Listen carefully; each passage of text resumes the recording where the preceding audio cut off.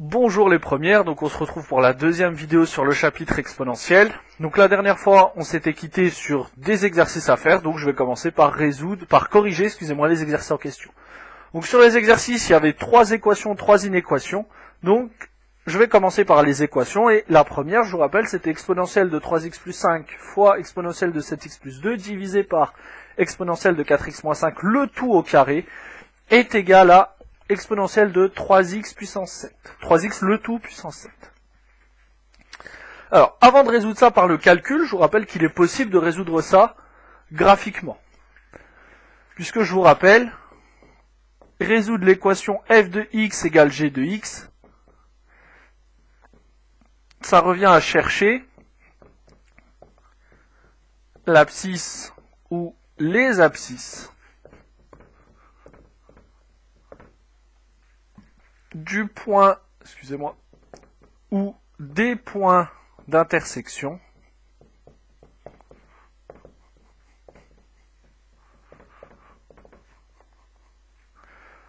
entre les représentations graphiques, alors les points d'intersection pas entre, les points d'intersection des représentations graphiques des fonctions f et g.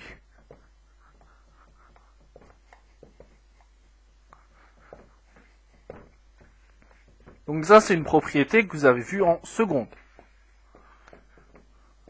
Ça rentrait dans comment résoudre une équation en utilisant les fonctions d'un point de vue graphique. Donc en fait, quand vous avez f de x égale g de x, vous pouvez faire une résolution par le calcul en utilisant les formules, si vous connaissez les formules des fonctions f et des fonctions g, ou alors, si vous avez juste les représentations graphiques, eh ben, il suffit de chercher les points d'intersection et on prendra que les abscisses. Ben ici, on peut utiliser cette propriété pour résoudre, bien sûr, graphiquement, cette équation-là et toutes les autres équations. Ce qui va jouer le rôle de f de x et cette fonction-là, ce qui va jouer le rôle de g de x et cette fonction-là. Donc il me suffirait en soi de tracer ces deux fonctions, soit à la main, si je suis motivé, ou alors sur GeoGebra, si jamais j'ai envie d'être précis et feignant, ou sur sa calculatrice, enfin bref, vous tracez les fonctions f et g, vous regardez où ça se coupe. L'avantage, c'est que sur GeoGebra, vous pouvez demander à GeoGebra de vous mettre les points d'intersection, et vous avez juste à lire les abscisses. Donc ça veut donc dire que tout ce que vous avez fait ici, les équations, vous pouvez les résoudre graphiquement, ou du moins vérifier que vous avez juste en utilisant les graphiques. Mais bon, ça c'est pas ce qui nous intéresse ici. Ici, bien sûr, nous, on veut résoudre ça par le calcul. Parce qu'on se dit qu'on n'est pas forcément doué pour tracer des choses, et que du coup, bah, si on n'est pas doué, on fait pas. Alors, je vous rappelle, on a vu comment résoudre la dernière fois des équations faisant intervenir exponentielles, et on a vu qu'on utilisait principalement cette propriété. Si exponentielle de a égale exponentielle de b, alors a égale b. Ce qu'on voit dans cette propriété, c'est que pour avoir le droit de l'utiliser, alors cette propriété déjà elle s'utilise dans les deux sens, d'où la double flèche. Et si je veux l'utiliser du haut vers le bas, il faut que j'ai une exponentielle égale à une exponentielle. Ici par contre, si je regarde mon premier calcul, ce n'est pas le cas. Rien qu'à gauche du signe égal, si je compte les exponentielles, j'en ai 3. Sans compter que tout ça est mis au carré. Si je regarde à droite, j'ai certes qu'une seule exponentielle, mais elle est mise à une puissance. Donc moi, il me faut une exponentielle tout court. Donc la première étape pour résoudre cette équation-là et les autres équations que je vous ai données, c'était bien sûr d'utiliser les règles de calcul, les formules qu'on a vues, pour se ramener avec une seule exponentielle à chaque côté, de chaque côté du signe égal. Alors si jamais tu n'avais pas bien compris la consigne, et que là tu viens de la comprendre, pareil, mets sur pause, essaye de faire avec ce que tu penses avoir compris, et comme ça, ça sera bénéfique pour toi. Parce que moi le but, c'est que, bon, ceux qui n'ont pas réussi à le faire avec mes explications, premièrement comprennent, mais soit il faut aussi être capable après de le refaire. Parce que quand vous allez être évalué, vous serez évalué, hein, et ben, il va falloir être capable de le faire. Alors donc ce qu'on va faire, on va utiliser les règles de calcul pour simplifier de chaque côté, avoir qu'une seule exponentielle avant d'utiliser la propriété. Alors ici, j'ai exponentielle de a fois exponentielle de b. Ben, je sais que c'est égal à exponentielle de a plus b. Donc je le fais. Exponentielle de 3x plus 5 plus 7x plus 2 divisé par exponentielle de 4x moins 5 égale, et là j'ai exponentielle de a le tout à la puissance b, je sais que c'est exponentielle de a fois b. Donc je me retrouve avec exponentielle de 3x fois 7. Il me reste plus qu'à réduire ici. J'ai exponentielle de 10x plus 7 divisé par... Alors, on n'oublie pas le carré bien sûr. Divisé par exponentielle de 4x moins 5. Le tout au carré est égal à exponentielle de 21x. Je vais continuer ici. Donc là, à droite, on a terminé notre travail. Notre premier travail, avoir l'exponentielle d'une seule chose. Ça y est, à droite c'est terminé. Par contre, à gauche, si je compte, eh ben, j'ai une, deux exponentielles et j'ai un carré. Il faut que j'arrive à m'en débarrasser. Donc on va déjà s'occuper de la fraction et après on mettra au carré, tranquillement. Donc ici j'ai exponentielle de a divisé par exponentielle de b, eh ben, c'est exponentielle de a moins b. Donc je me retrouve avec exponentielle de 10x plus 7 moins 4x moins 5. Et on fait attention avec le moins, vu que c'est tout le haut moins tout le bas, forcément, le deuxième doit avoir des parenthèses. On fait toujours attention avec les soustractions, parce que sinon on risque d'avoir des soucis. Et donc ici, bien sûr, on n'oublie pas notre carré. Donc quand je vais enlever les parenthèses, ça va me donner 10x plus 7 moins 4x plus 5. Donc j'aurai 10x moins 4x, 6x, et j'aurai 7 plus 5, ce qui me donne 12.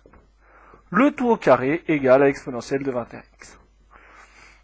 Donc on se rappelle, exponentielle de a puissance b, c'est exponentielle de a fois b, donc si je veux me débarrasser du carré, j'ai juste à multiplier par 2. L'exponentielle de 12x plus 24 est égale à exponentielle de 21x, et là on peut enfin utiliser la propriété qui me dit que exponentielle de a égale exponentielle de b lorsque a égale b. Donc résoudre ça, ça revient à résoudre a égale b, c'est-à-dire 12x plus 24 égale 21x. À ce niveau-là, tu as une équation du premier degré avec une seule inconnue. Normalement, ça ne doit pas te poser problème. Normalement. J'espère. Je ne veux pas te mettre la pression. Là, j'ai pas intérêt à me rater. Donc ce qu'on fait, alors moi j'ai toujours l'habitude de mettre les x à gauche. C'est une habitude que j'ai.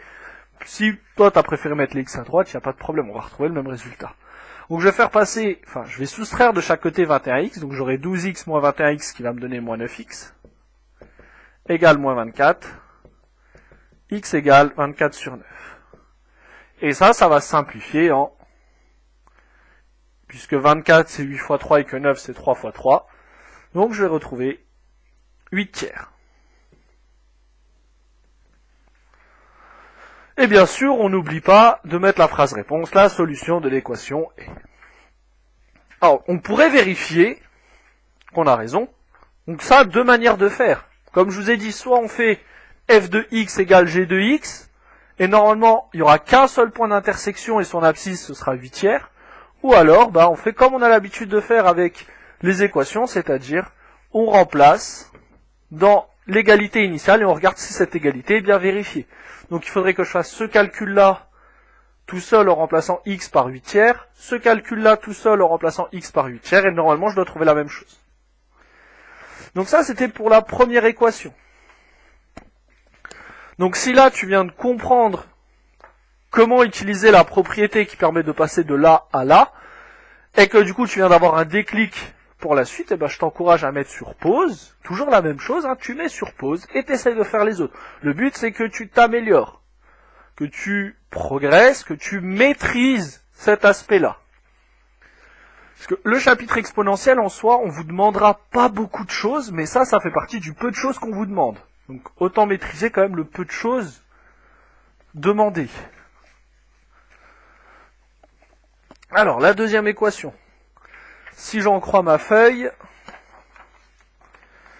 donc c'était exponentielle de 7x carré divisé par exponentielle de 5x divisé par exponentielle de 3x divisé par exponentielle de 5 est égal à exponentielle de 3x carré plus 5x moins 2. Ok. Alors donc là, on voit que à droite, l'exponentielle est déjà placée. Nous, ce qui va nous occuper, ça va être à gauche.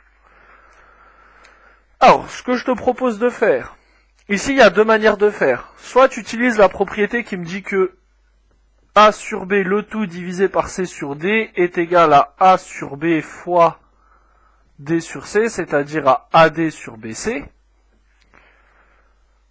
Je te renvoie à ton formulaire distribué en début d'année où cette propriété est écrite, avec bien sûr A et D différentes de 0, hein, parce que sinon les fractions...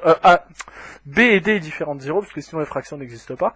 Soit on utilise ça, soit on y va étape par étape, c'est-à-dire on calcule déjà ça, ensuite on calcule ça, et ensuite on calculera le tout. Moi je te propose plutôt de faire la deuxième solution, comme ça nous fait travailler, ça va te faire travailler au maximum les propriétés qu'on a vues la dernière fois. Donc ici, exponentielle de 7x carré divisé par exponentielle de 5x, bah c'est exponentielle de a divisé par exponentielle de b. Donc c'est forcément exponentielle de a moins b. Même chose en bas. Donc ici, je vais me retrouver avec exponentielle de 7x carré moins 5x divisé par exponentielle de 3x moins 5 égale à exponentielle de 3x carré plus 5x moins 2. À partir de là, on va ça, c'est en fait une répétition de soit ça, soit ça. C'est-à-dire que j'ai deux exponentielles divisées entre elles. Forcément, je peux utiliser la formule exponentielle de a divisé par exponentielle de b est égal à exponentielle de a moins b, avec a étant ici et b étant ici. Donc ça va me faire exponentielle de 7x carré moins 5x moins tout ça. Donc forcément, on n'oubliera pas les fameuses parenthèses.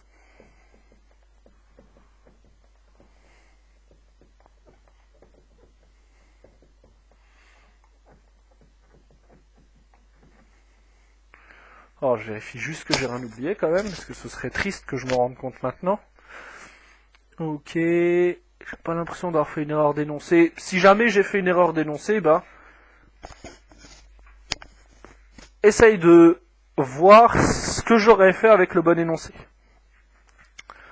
Donc bien sûr ici, ça va nous donner exponentielle de 7x carré moins 5x moins 3x plus 5 est égal à notre exponentielle de 3x carré plus 5x moins 2. Donc on assemble ce qu'on peut assembler, hein, on réduit. Exponentielle de 7x carré moins 8x plus 5 est égal à exponentielle de 3x carré plus 5x moins 2. Là à gauche on n'a qu'une seule exponentielle, à droite on n'a qu'une seule exponentielle, donc on peut correctement utiliser la propriété exponentielle de a égale exponentielle de b quand a égale b. Donc résoudre ça revient à résoudre 7x carré moins 8x plus 5 égale à 3x carré plus 5x moins 2. Donc à ce niveau, tu reconnais une équation du second degré, et donc normalement, tu te rappelles comment on fait pour résoudre ce genre d'équation-là. Si tu t'en rappelles pas, mets sur pause et va voir dans ton cahier, plutôt que d'attendre que je te donne la solution. C'est beaucoup mieux que tu sois toi-même acteur de ta progression. D'autant plus qu'ici, tu as la possibilité de mettre sur pause quand tu veux pour pouvoir progresser. Vraiment, le but de ce format-là, c'est que tu mettes pause quand tu as compris pour essayer d'anticiper ce que je vais faire, pour que ton cerveau, en fait, prenne les réflexes petit à petit. Alors ça, bien sûr, comment on fait pour résoudre ça? On met tout à gauche pour avoir ax carré plus bx plus c égale 0. Donc je vais me retrouver avec 4x carré moins 13x plus 7 égale 0. Moins 3, ça me donnait 4. Moins 8, moins 5, ça va me donner moins 13. 5 plus 2, ok. Donc ici, on reconnaît qu'on a quelque chose sous la forme ax carré plus bx plus c égale 0, avec a égale 4, b égale moins 13, et b égale 7. Donc on va commencer bien sûr par calculer le delta. Le delta, je te rappelle, c'est b carré moins 4ac.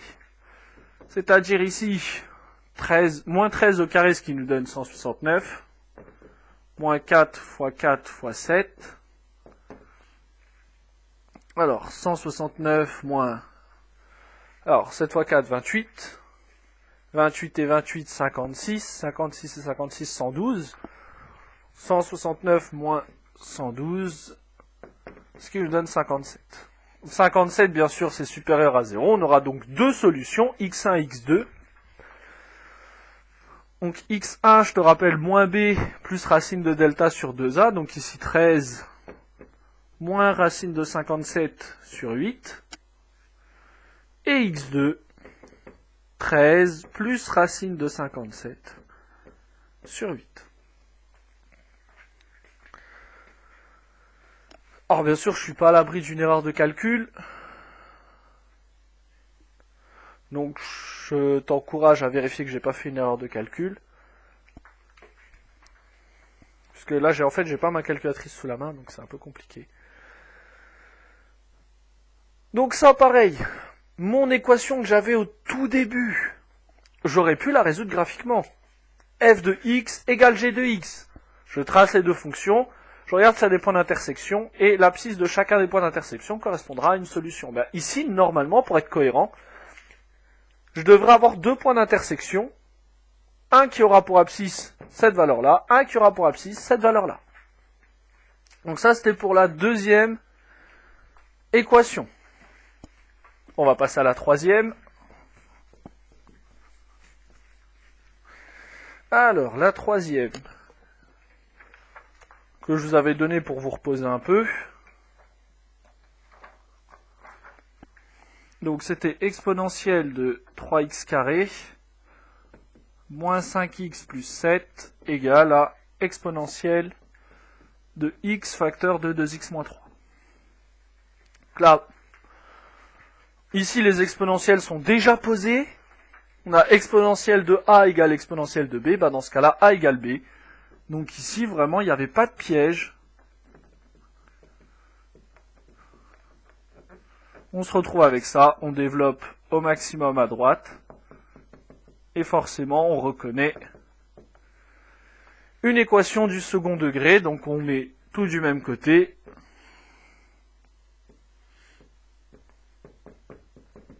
On se retrouve avec ça.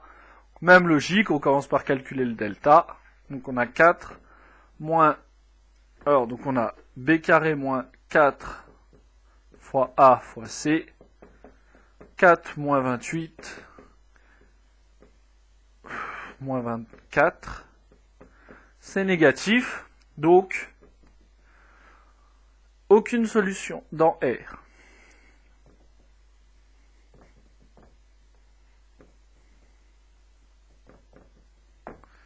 Donc ici, on n'a aucune solution pour cette équation-là. Donc pareil, graphiquement, ça aurait voulu dire quoi? Bah, si j'avais tracé cette fonction-là, et que j'avais tracé cette fonction-là, et que j'avais cherché les points d'intersection, bah, j'en aurais eu aucun. Aucun point d'intersection, parce que bah, du coup, aucune solution.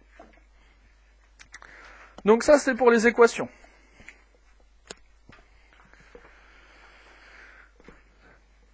Donc je sais pas si vous avez, à ce niveau-là vous avez des questions, s'il y a des choses que vous n'avez pas compris, peut-être que moi-même, j'ai peut-être été trop rapide, j'ai peut-être fait des erreurs, hein, je suis qu'un être humain, je suis pas à l'abri de faire une erreur. Bah, si dans ce cas-là vous pensez, faut vraiment pas hésiter. Hein. Moi franchement, je me trompe, c'est pas grave, hein, je me trompe, en soi j'ai pas réellement de fierté à toujours avoir raison en maths. Hein. Même pas vraiment. Alors, maintenant on va passer aux inéquations. Donc ici, je démarre avec exponentielle de 7x moins 5 égale à exponentielle de x carré plus pas égal, hein, strictement inférieur à exponentielle de x carré plus 1. Donc ici, on va utiliser quasiment la même propriété. En fait, on va utiliser le fait que la fonction exponentielle est croissante, strictement croissante sur tout R, ce qui veut dire que peu importe la valeur, peu importe où je vais me placer sur R, eh ben, j'aurai toujours une fonction croissante. et ben, je vais utiliser cette propriété pour me dire que ça. Et ça marche aussi dans les deux sens. Le fait que ma fonction soit croissante, et qu'elle soit strictement croissante sur tout R, et ben, elle a la propriété. Sauf que nous, on va l'utiliser du bas vers le haut. C'est-à-dire que lorsque j'aurai exponentielle de A strictement inférieur à exponentielle de B, et ben alors A est strictement inférieur à B. Donc ici, c'est ce qu'on va faire. Alors ça, graphiquement, pareil, hein. Graphiquement, vous devez vous dire, j'en ai marre de ces graphiquement, hein. Mais graphiquement, on peut résoudre cette inéquation-là. Rappelez-vous, hein, c'est la propriété suivante. Résoudre cette inéquation-là, c'est chercher les intervalles sur lesquels la représentation graphique de la fonction f est en dessous de la représentation graphique de la fonction g. Donc ici, la f, c'est exponentielle de 7x moins 5, g, c'est exponentielle de x carré plus 1. Il suffirait que je trace sur GeoGebra cette fonction-là et cette fonction-là, et de regarder quand est-ce que celle-là est en dessous de celle-là. Et bon, du coup, nous, on va résoudre par le calcul. Alors, ici, j'ai une exponentielle inférieure à une autre exponentielle, ça veut dire que ma propriété, je peux directement l'utiliser.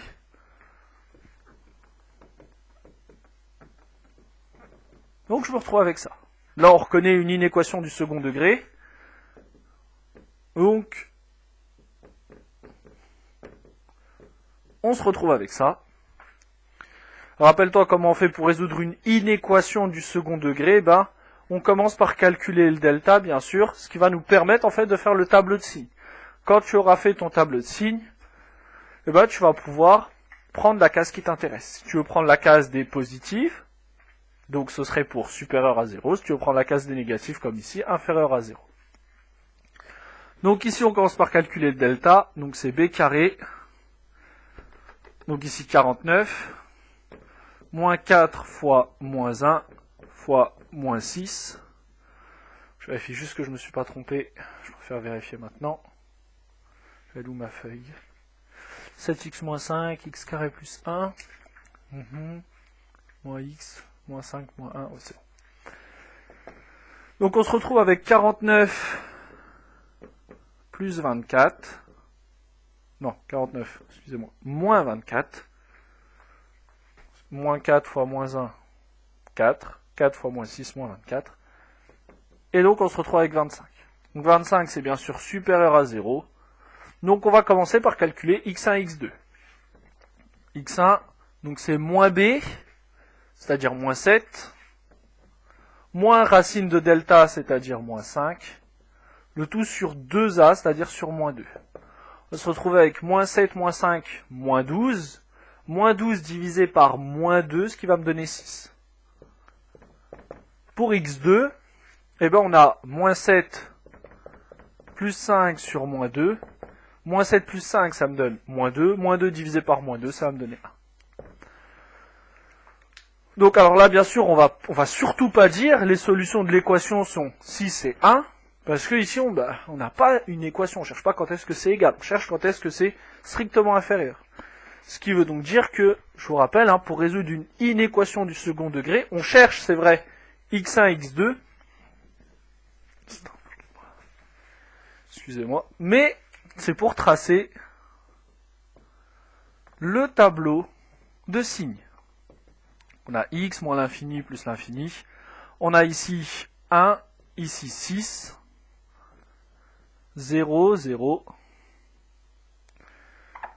Donc ici, signe de, c'était moins x carré plus 7x moins 6. Ici, je vous rappelle, on met le signe de A. Le A est négatif, positif, négatif. Après, c'est l'opposé du signe de A. Ici, c'est le signe de A. Et là, on peut enfin répondre à la question. Bon, bien sûr, il faudrait faire la bonne phrase réponse. Hein. Donc,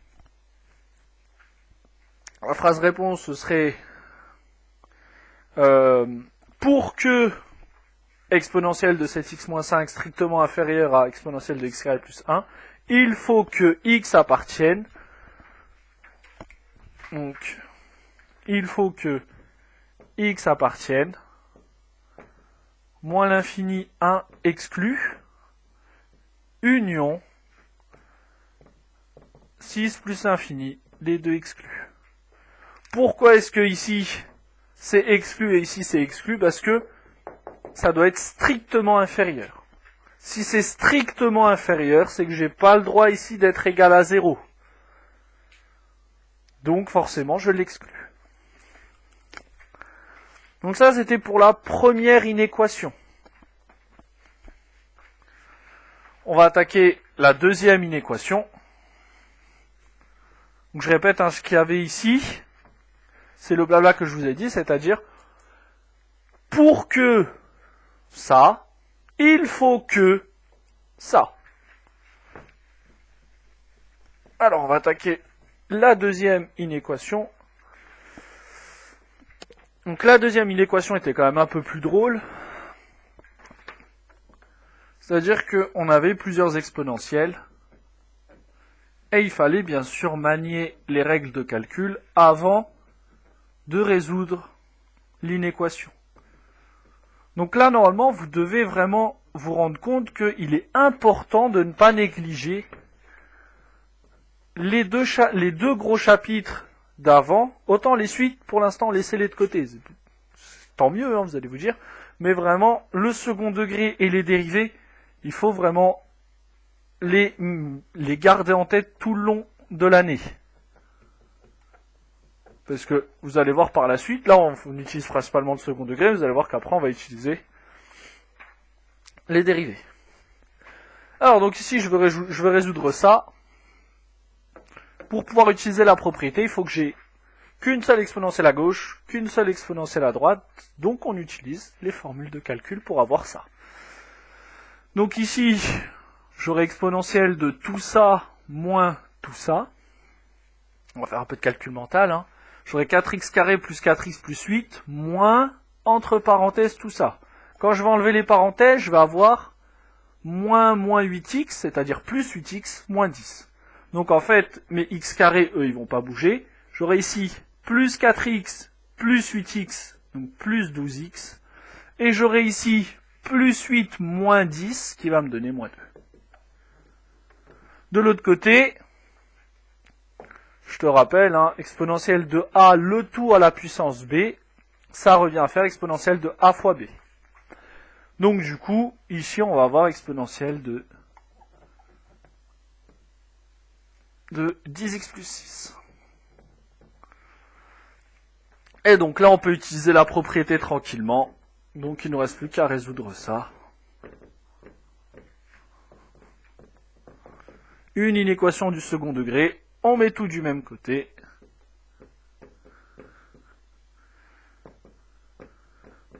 On calcule le delta.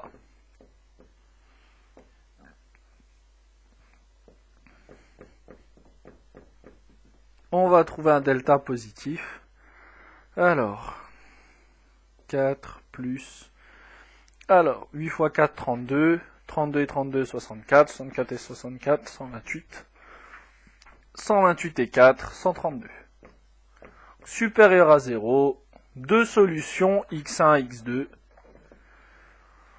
Moins b, donc moins 2. Moins racine de 132 sur 2a, donc sur 8. Et x2, moins 2, plus racine de 132 sur 8.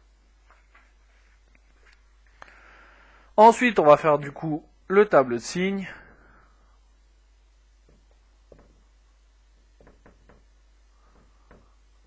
Alors, je vais essayer de m'appliquer un peu quand même.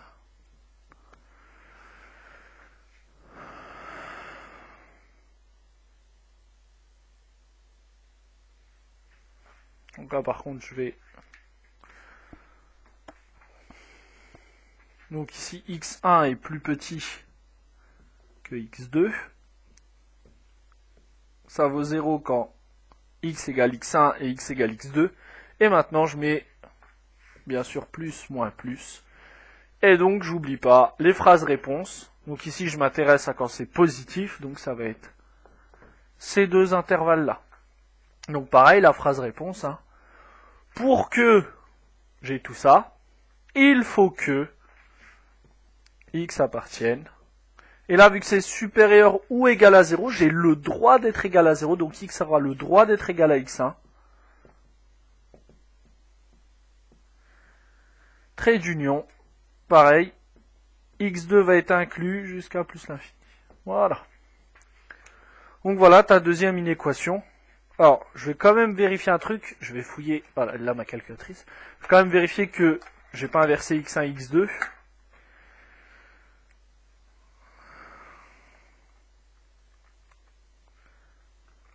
Donc on a moins 1,7.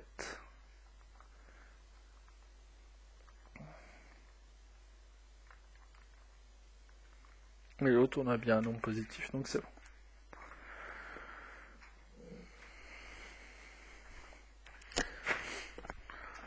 Donc voilà pour la deuxième inéquation. On va attaquer la dernière, et la dernière était pour moi intéressante, parce qu'il fallait penser à une petite subtilité.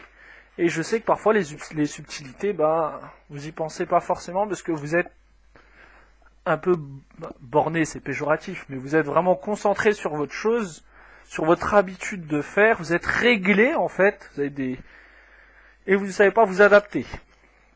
Donc on avait exponentielle de 4x plus 8, inférieur ou égal à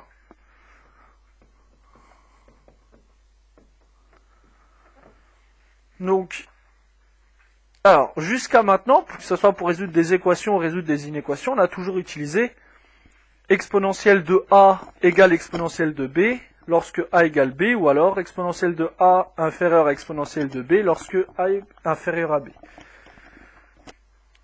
Mais ici, autant à gauche je suis content, autant à droite je suis gêné. À gauche j'ai exponentielle de 4x plus 8, donc exponentielle d'une seule chose. Par contre à droite, j'ai que le 1. Ok, on est déjà à 32 minutes quand même. C'est long à corriger. Donc il va falloir que je me débrouille pour faire apparaître une exponentielle. Ici, je vais utiliser la propriété qui me dit que exponentielle de 0 est égale à 1. Donc je vais remplacer le 1 par exponentielle de 0. Et comme ça, je vais pouvoir faire ma propriété tranquillement. Je me retrouve avec une inéquation du premier degré, une seule inconnue. Je me retrouve avec x inférieur ou égal à 2. Ce qui veut donc dire que le blabla, pour que, il faut que x appartienne, et là on donne l'intervalle, moins l'infini, moins 2. Moins 2 inclus. Voilà. Donc là, on a terminé pour la correction des exercices. Donc ça va vraiment être une vidéo à part. Vidéo correction d'exercices.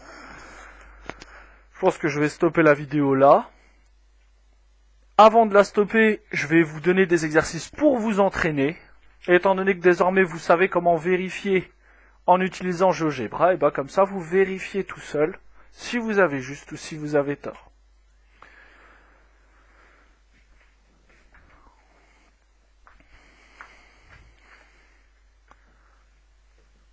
Donc, ce que je peux vous proposer pour ceux qui viennent de comprendre comment il faut faire et qui pensent avoir compris, qui ont eu une révélation pendant cette correction et qui ont besoin de vérifier qu'ils n'ont pas mal compris, je vous conseille de faire ces calculs-là. Pour ceux qui avaient déjà tout juste ici, gardez ces calculs à côté lorsque vous allez vouloir réviser, parce que voilà, refaire des exercices qu'on a déjà réussi du premier coup, c'est bien, mais ça apporte pas autant que de faire des nouveaux exercices, même si ça fait travailler la même notion, mais de refaire des nouveaux exercices. Ça vous permet vraiment en plus d'être serein et de vous dire, voilà, j'ai réussi cela, j'ai réussi en plus des nouveaux, tout va bien, alors que si vous réussissez ceux que vous avez déjà réussi, vous allez vous dire, ouais, j'ai réussi la première fois du premier coup, il n'y a pas de raison que je me rate.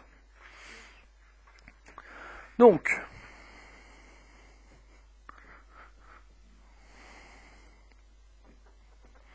exponentielle de 4x plus 5 Attention, le carré est à cet endroit-là. Hein. Inférieur ou égal à exponentielle de 7x plus 5. Le deuxième,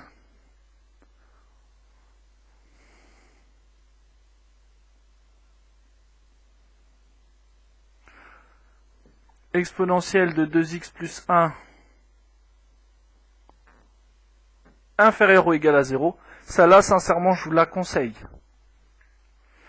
Elle peut paraître simple, et elle est simple en soi, si on a bien compris le cours. Il y a, enfin, pas tout le cours, mais une petite notion bien précise.